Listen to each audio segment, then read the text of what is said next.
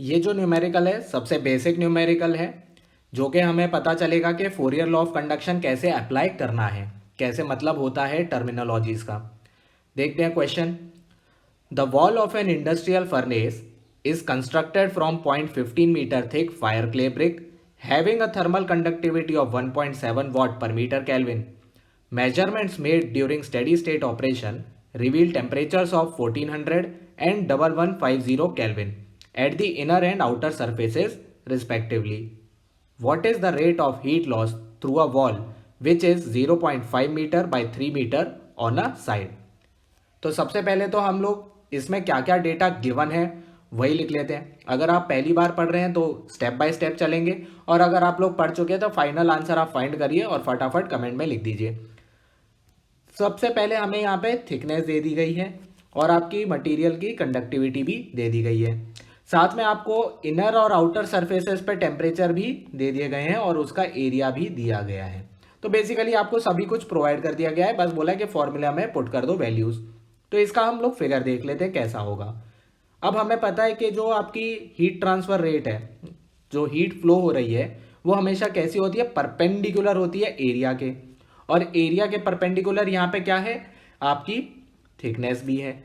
तो यहाँ पे अगर हम लोग ड्रॉ करें, ठीक है, ये हो गया आपकी एक वॉल फायर क्ले ब्रिक की, जिसकी कंडक्टिविटी कितनी है आपकी 1.7 वाट पर मीटर केल्विन। मान लेते हैं लेफ्ट हैंड साइड इसका इनर सरफेस है और राइट हैंड साइड इसकी आउटर सरफेस है।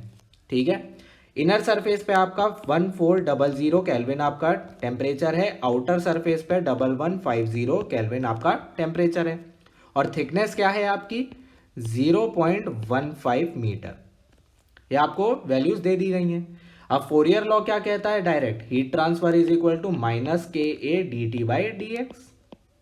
इसको अगर हम लोग फॉर्मूला एक्सपेंड करके लिखें तो हम लिख सकते हैं KA T1 - T2 divided by L या फिर B। यहाँ पे हो गया ये टेम्परेचर आपका T1 लेफ्ट हैंड साइड वाला और राइट हैंड साइड वाला हो गया टेम्परेचर T2, इसीलिए हमने नेगेटिव का साइन हटा दिया है।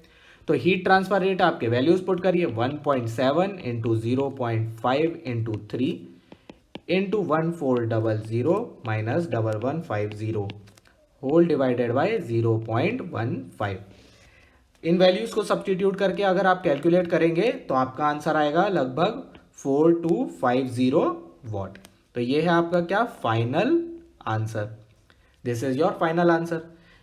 लेकिन हम एक स्टेप इसमें से और बढ़ जाते हैं। यहाँ पे हमें क्या पूछा, रेट ऑफ हीट लॉस पूछा था। अब मैं आपसे पूछता हूँ कि हीट फ्लक्स कितना होता है। याद रहेगा कि आपने पिछले लेक्चर्स पढ़े हैं या नहीं पढ़े, जिसमें हमने हीट फ्लक्स डिस्कस कर रखा है। तो हीट फ्लक्स आपका कुछ नहीं होता, heat transfer rate divided by area. इसका मतलब 4250 डिवाइडेड बाय 0.5 इंटू 3। इसका मतलब आपकी वैल्यू जो आएगी वो कितनी होगी 2833.33 यूनिट्स क्या हो जाएंगी, वॉट पर मीटर स्क्वायर, क्योंकि हीट फ्लक्स कुछ नहीं है, आपकी heat transfer rate per unit area है। तो ये है आपका हीट फ्लक्स का फाइनल आंसर। तो यहाँ पे हो गया आपका बेसिक क्वेश्चन खत्म। आगे हम अब अगला लेवल जो है क्वेश्चन का वो इंक्रीज करके नेक्स्ट क्वेश्चन देखेंगे।